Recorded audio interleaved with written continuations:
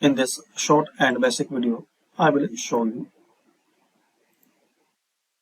how to insert, how to write infinity symbol in Microsoft Word. So there are some method. Fastest way, type double E1 plus Alt plus X.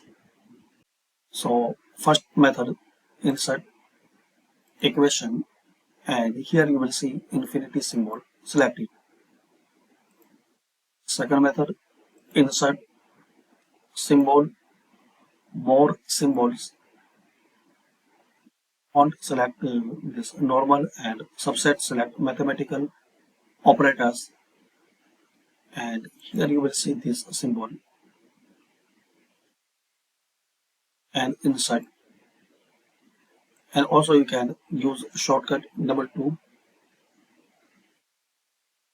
one E Alt plus X. So thanks for watching. Comment this video useful for you or not.